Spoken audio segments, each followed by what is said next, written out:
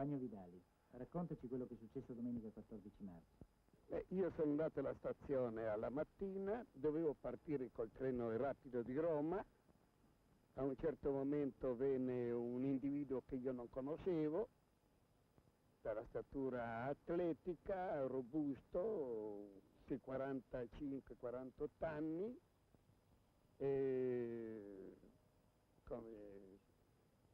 che pronunciò alcune frasi provocatorie e mi colpì nel viso con un pugno tremendo. Compagna Weiss, dove è successa l'aggressione a Vidali? Preso poco in questo punto. Avete visto qualche cosa di strano prima? Prima avevo visto un gruppetto all'ingresso di quel corridoio lì. Io venivo da questo ingresso e avviandomi al bar ho visto qui un gruppo che abitava al banco del bar. Sono entrata lì al bar, ho raggiunto Vidali e l'ho avvisato di questo gruppetto che avevo visto. Poi siamo ritornati alla Pensilina e abbiamo portato le valigie sul treno. I medici ritengono che il pugno non era un pugno normale e che qualcosa doveva avere nella mano questo individuo. Io ritengo che l'aggressione fu premeditata, organizzata, appoggiata da un gruppo di elementi che erano stati visti prima alla stazione, protetta dall'assenza assoluta della polizia in quel momento nell'atrio della stazione, che quello che mi colpì era il tipico killer, il tipico gorilla freddo, che conosce la tecnica del karate o del boxer e che aveva l'intenzione non quella di chiudermi un occhio, ma quella di ammazzarmi. Certo, difatti mi pare che l'effetto è stato molto serio. L'effetto è stato molto serio, infatti i medici non hanno ancora sciolta la prognosi, la riserva sulla prognosi per quello che si riferisce alla mia visibilità, che sicuramente sarà molto ridotta. Compagno Vidali, non è la prima volta che tu vieni aggredito dai fascisti, no? No, non è la prima volta. Sono stato aggredito anche nel 1922 ad Alessandria, nel Piemonte, dalla disperata di Monferrato. Sono stato ferito gravemente. Sono stato ferito pure a New York con una pugnalata alla schiena.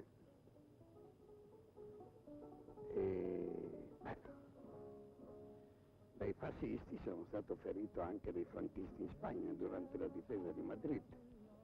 E questa volta. Come inquadri questo atto di aggressione contro di te in questo momento, in questo clima politico e a Trieste? Io naturalmente lo devo inquadrare in una cornice generale. Io sono convinto che c'è un'offensiva organizzata da parte delle destre, sia quella economica che politica. Queste destre hanno i loro capi, i loro commandos, hanno una loro strategia e una loro tattica, secondo i momenti, hanno i loro arsenali. Qualcuno, forse il più povero, è stato scoperto anche dal ministro Restivo, e hanno i loro bersagli. Fra i tanti bersagli, un piccolo bersaglio sono stato anch'io. In quanto a Trieste, tutti sanno che è stata sempre una base molto importante di operazione del fascismo. Qui già nel 1919, 10 giorni dopo che si era fondato il fascio di combattimento a Milano, si formò il fascio di combattimento di Trieste e il 4 agosto del 1919 ci fu una specie di prova generale con l'assalto alla Camera del Lavoro di Trieste. si può dire che la Venezia Giulia in Italia ha rappresentato la regione dove più acuta e più crudele si è svolta anche la guerra civile che ha caratterizzato il periodo 1919-1923. Guerra civile, come ho detto, cruenta e spietata. Ragione per la quale Farinacci stesso a Trieste dichiarò che da Trieste sarebbe partita l'ondata del fascismo che avrebbe sommerso tutta l'Italia.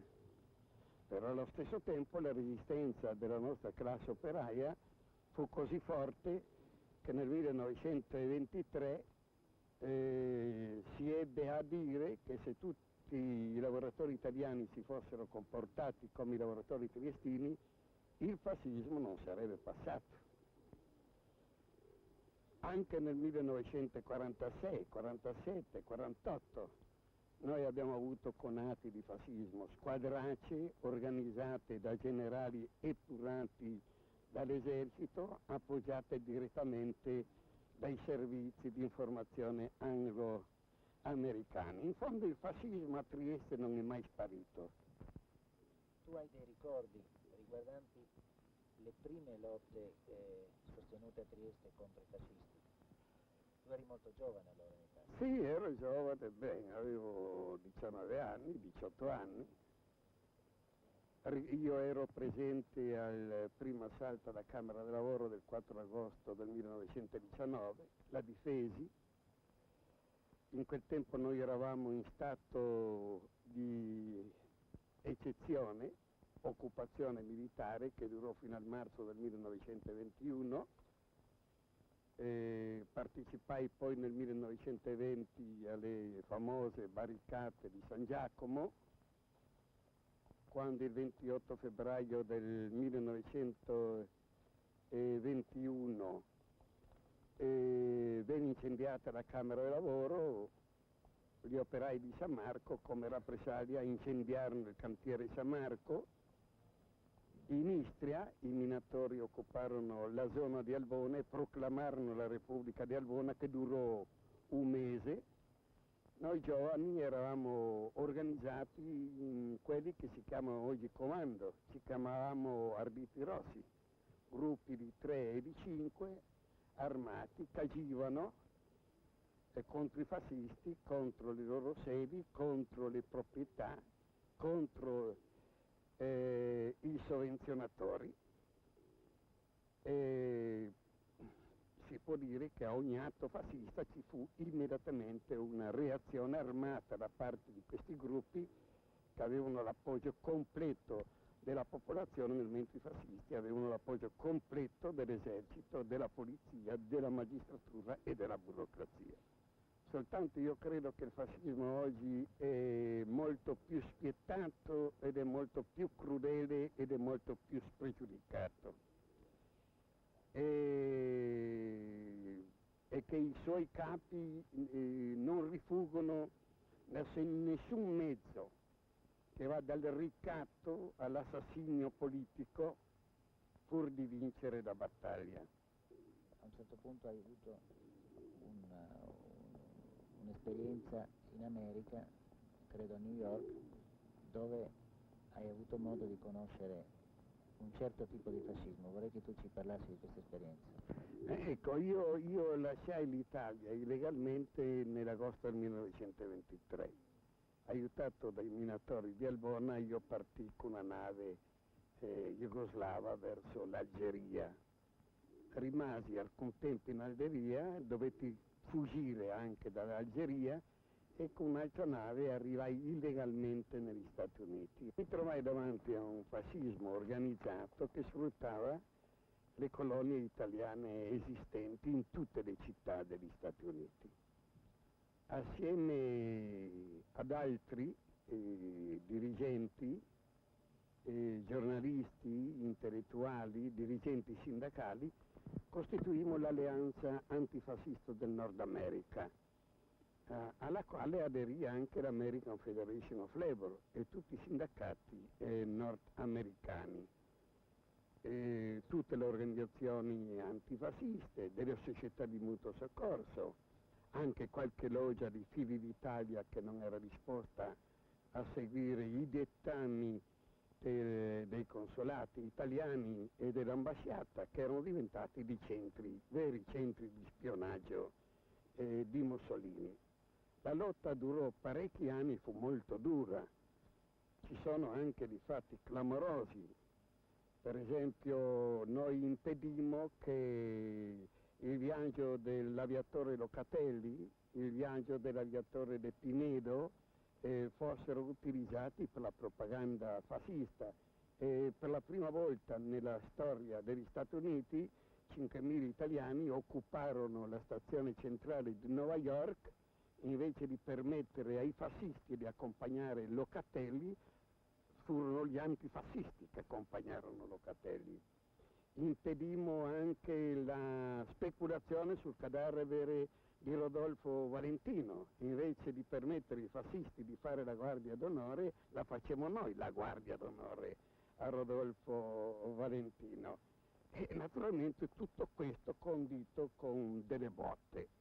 Infatti Mussolini, per risolvere il problema, ci mandò la disperata di Firenze, ci mandò i suoi migliori picchiatori di Torino, di Roma, di altre regioni d'Italia, ma noi avevamo una grande fortuna di avere un buon servizio di informazione, così che noi li ricevevamo e anche avevamo la possibilità di rispedirli in patria ben conciati. Questo durò parecchi anni, fino a quando io venni arrestato e condannato alla deportazione. Mussolini chiese la mia estradizione, ma il governo americano si limitò a permettermi di partire volontariamente, ma obbligatoriamente, ma non mi consegnò a Mussolini. Senti, raccontami, hai avuto tu un'aggressione che ti ricordi un po' quella di oggi anche in America? Sì, in America, ecco, c'è un episodio. Quando arrivò Giuseppe Garibaldi, il nipote di Garibaldi, negli Stati Uniti, io ebbi un colloquio con lui e gli dissi cosa veniva a fare negli Stati Uniti, dal momento che lui aveva il passaporto anche. Mi spiegò che lui apparteneva al gruppo di Forni, che lui era un antifascista. Io sapevo che in quei giorni si doveva tenere la celebrazione dell'anniversario, credo, della morte di Garibaldi a Staten Island, dove c'era la fabbrica nella quale Garibaldi fabbricava sapone quando era vivo. Ora i fascisti ogni anno celebravano quella data occupando quella casa.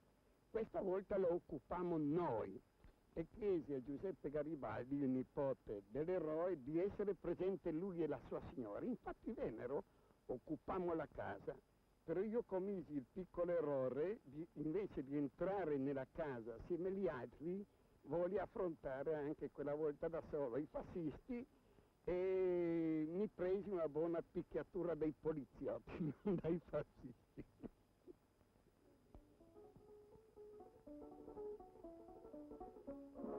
Vidali, ancora una parola sulla guerra di Spagna, che per te rappresenta il momento di maggiore impegno nella lotta contro il fascismo. Ma senti, per me la cosa più importante della guerra spagnola è in primo luogo che io sono stato uno del comitato del partito comunista incaricato della difesa del Madrid.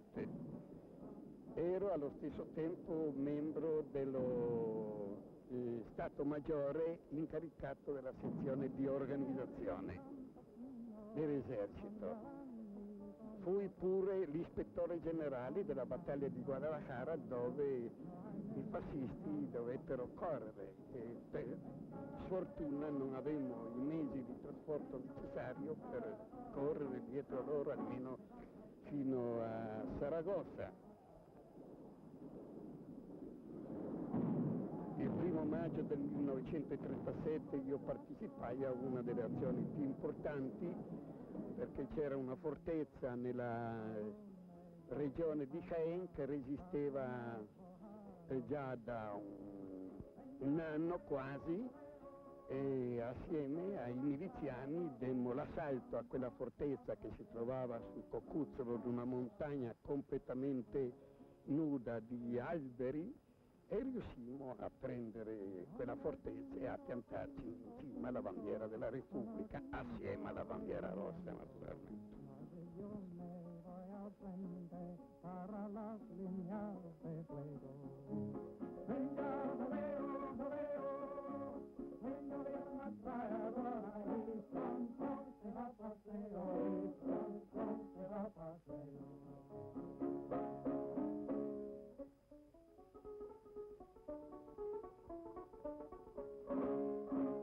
Venga, jaleo, jaleo, venga de una traidora y pronto se va a paseo, y pronto se va a paseo.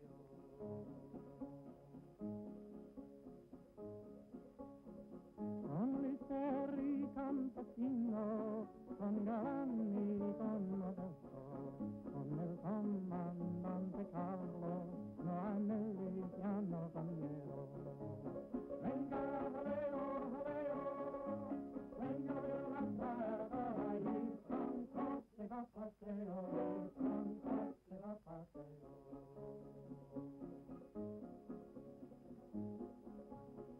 Con los 4 batallones de Madrid están defendiendo el balón mejor de España, las lomas rojas del pueblo. Venga, jaleo, jaleo, vengo de una traidora y pronto se va a paseo, y pronto se va a paseo.